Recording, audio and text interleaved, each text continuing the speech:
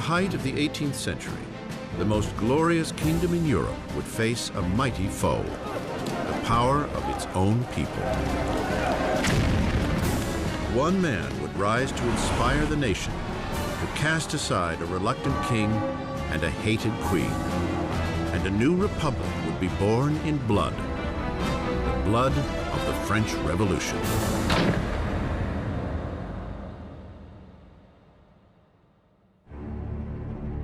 (1794), France's Conciergerie prison, an impenetrable fortress on the banks of the Seine River. Dank, rat-infested, it is known as Death's Antechamber. Inside, the voice of a young nation is about to be silenced. As his hair is shorn and his neck laid bare for the blade of the guillotine, Maximilien Robespierre prepares to pay for the cataclysm left in his wake. The explosion of events that became the French Revolution. The French Revolution is this extraordinary moment when people began to believe that you could actually recreate almost everything in a society, that you could not only change the politics, the institutions, but you could change human nature itself through political action. The French Revolution really does constitute the crossroads of the modern world where everything begins to turn in a different direction. The revolution saw a feudal land turn its back on aristocratic tradition and chart a violent new course for the future.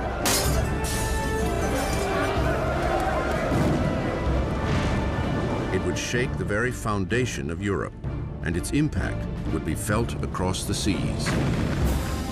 The French Revolution is the most important event in Western history. There are developments that can rival it, like the Industrial Revolution, like capitalism, but if you mean an event, I can't think of anything more important. It was the revolution that upset things the most. I mean, again, when you consider that it got rid of the Catholic Church, it got rid of Christianity, it got rid of the nobility, it got rid of the king, it got rid of all these things. The French Revolution would bring bread to the poor, democracy to France, and would establish a whole new order of society. But progress would come at a price.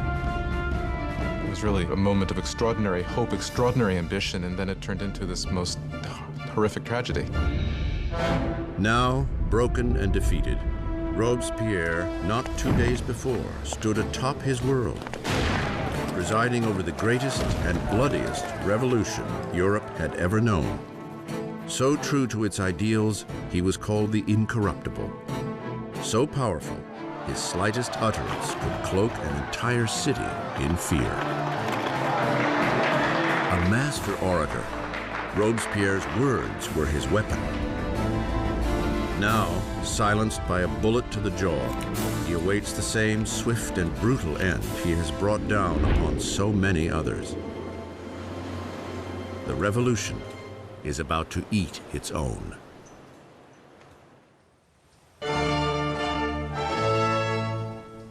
No one could have foreseen the turbulent times ahead on one spring day in 1770. The Chateau of Versailles fills to its gilded rafters with the glittering crowds of the royal court. Completed in 1682, Versailles was the crowning masterpiece of King Louis XIV. To put some distance between himself and his subjects, Louis XIV transplanted the capital of France to this small town 12 miles west of Paris, where he had built the most magnificent palace in all of Europe. For nearly 100 years, it has been the seat of the nation's unwavering monarchy. And today, it is host to a very important wedding.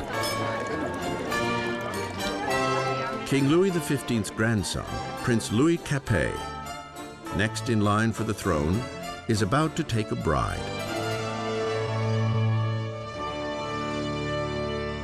Just 15 years old on the eve of his wedding, Louis Capet is bashful and hesitant, with few of the characteristics expected of a future king, much less a husband. Louis was this pudgy, shy, painfully inadequate 15-year-old with absolutely no social graces at all. Louis XV's mistress, Madame du Barry, called him a fat, ill-bred boy. Basically, he was just a schlub. It was very hard for Louis to come to decisions. He dithered incessantly. He was always ready to be persuaded by the last person he had talked to. Again, those are usually not considered good leadership qualities. Louis's marriage is a political union between Austria's royal family, the Habsburgs, and his own, the Bourbons. The wedding symbolizes the end of an ancient rivalry and the beginning of new regional ties. The young bride-to-be arrives in France, a wide-eyed and pretty 14-year-old girl, Marie Antoinette. Marie Antoinette is an Archduchess of Austria. She's the youngest daughter of the Empress Maria Theresa. And she comes to France as part of a marriage deal which represents a great reversal of alliances whereby for the first time in living memory, France and Austria become allies rather than enemies. Marie comes to France as a political gesture, but as a teenager, she has little interest in political affairs. Well, when Marie Antoinette came to Versailles, she was very young.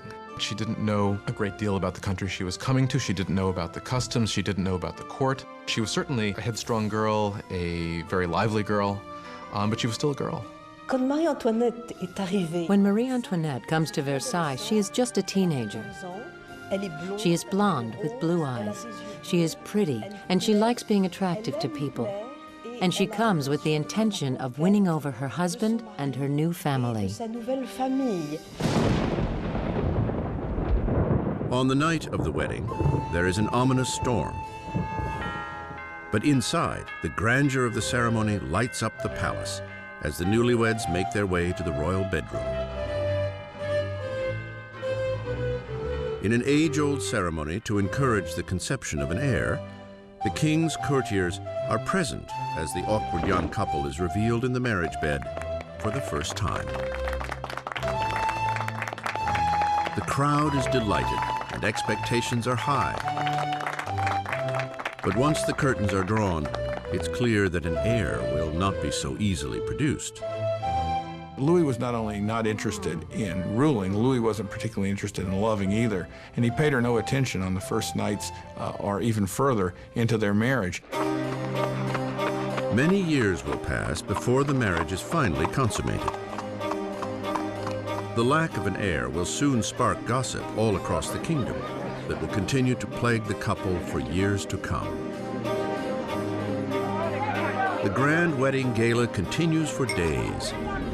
But outside the gates of Versailles, there is hardly cause for celebration. Years of mismanagement by the monarchy have left the French people deprived and hungry. Nearly a decade earlier, King Louis XV lost the 7 Years' War, battling Great Britain over territory in North America. The ill-fated conflict all but bankrupted France of money and prestige, leaving the country's coffers drained, even as its population is growing bigger every day.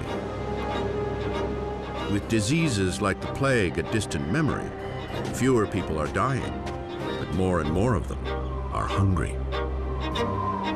France grew from 20 million to 26 million in the 18th century after having grown only 1 million in the preceding 2 centuries. That put tremendous strain on what was there, and so there was a lot of anxiety. 4 years after the royal wedding, Prince Louis's grandfather loses his final battle with smallpox.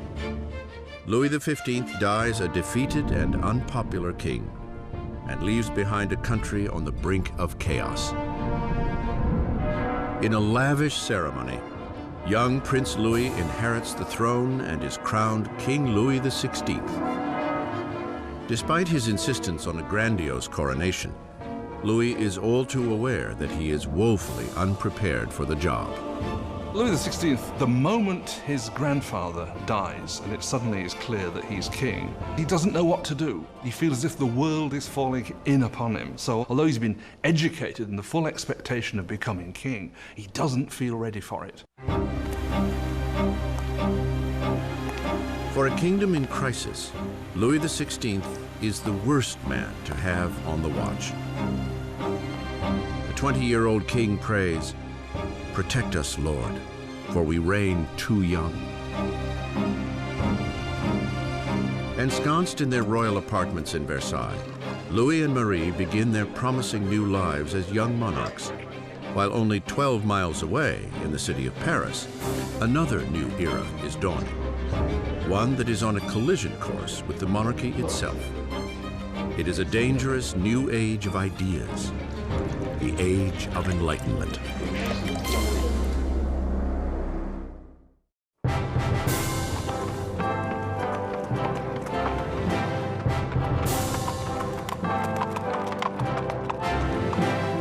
As the royal carriage approaches the esteemed Louis le Grand College, crowds gather for a glimpse of grandeur. It is a day to welcome the newly crowned king, Louis XVI, and his lovely Austrian wife to the city of Paris.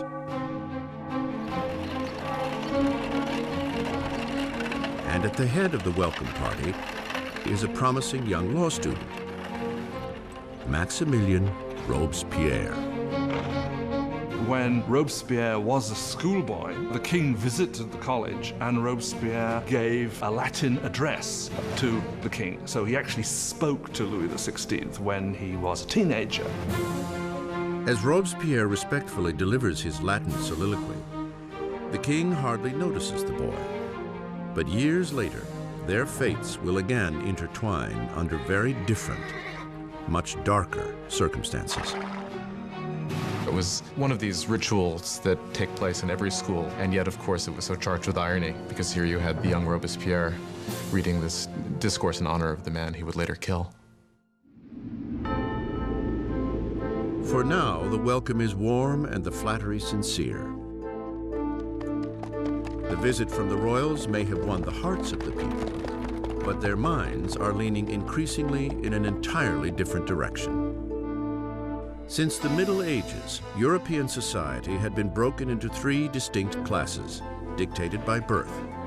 There was a great divide between the wealth of the nobility and the clergy and the poverty of the peasants.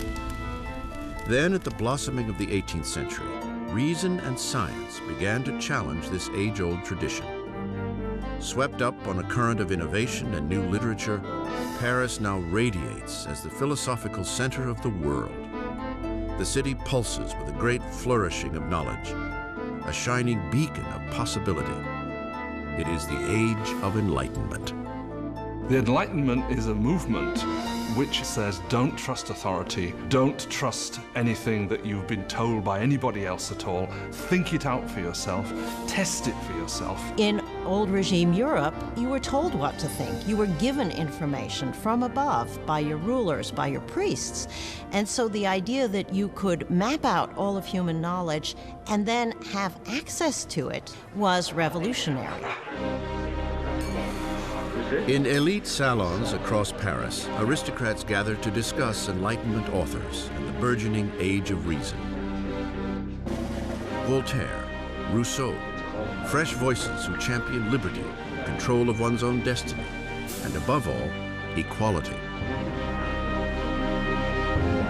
The passion for this new literature is highest among the upper class, but as Enlightenment ideas take root at all levels of society, the drive for equality will begin to threaten the aristocratic way of life. What makes it dangerous is it means you will eventually question, why are aristocrats the ones with privilege? Can't we change the world to make it a better place? Isn't progress possible? All of that will eventually undermine the idea that monarchy is natural, aristocracy is natural, and hierarchy is natural. To see Enlightenment ideals in action, one need only look across the Atlantic, where the Americans are fighting for freedom from France's old nemesis, Great Britain.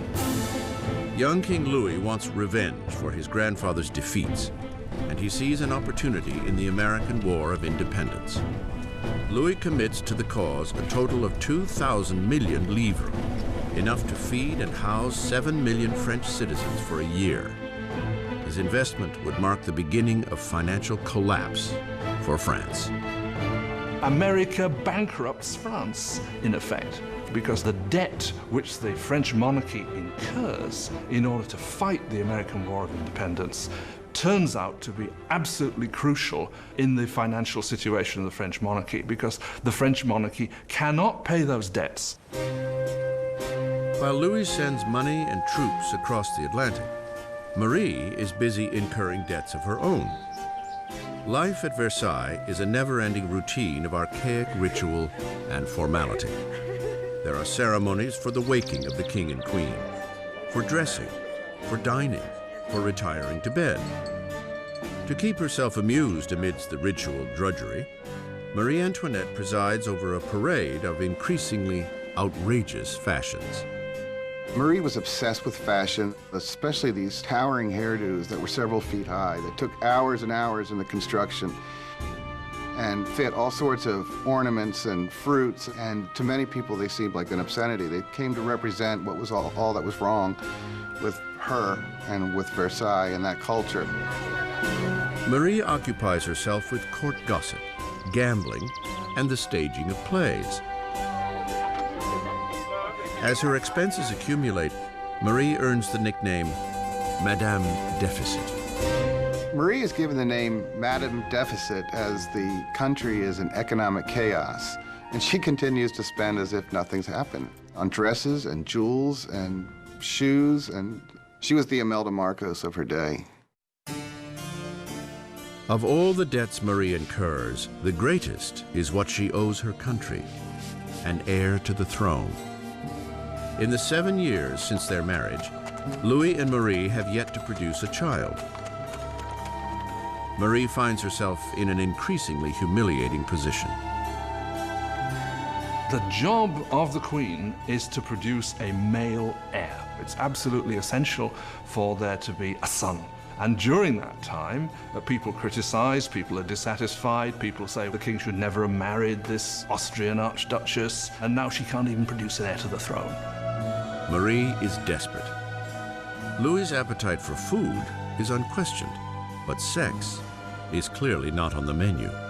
Il y a toute une correspondance entre l'ambassadeur d'Autriche et Marie-Thérèse, the mother of Marie Antoinette, questioned, if a girl as gorgeous as my daughter cannot get him going, then what is going on? Qu'est-ce qui se passe? Louis XVI and his young wife were not able to conceive for 7 years. This cast a pall on the beginning of his reign, and because his hobby as a locksmith was well known, there were all sorts of salacious songs circulating to the effect that the locksmith was having a hard time finding the keyhole. Louis's disinterest in sex is seen as a lack of bravado as a king. Finally, after years of frustration and pressure from the court, Louis is diagnosed with a treatable condition called phimosis. Louis had a deformity that made arousal extremely painful. Therefore, there was no consummation until there was a surgical procedure that could correct this. But he was scared to death to have it, and it took years for him to agree to have it. And when he finally did, voila. After a simple surgery, the couple is able to have their first child, Marie-Thérèse. But there is no easy fix for the years of damage to Marie's image. Since the early 1780s, libelles have circulated throughout the country, pornographic satire of the king and queen. Obscene pamphlets mock Louis's impotence and portray Marie as a promiscuous harlot in a debauched and decadent court. The people's view of the monarchy sours as conditions in the countryside worsen.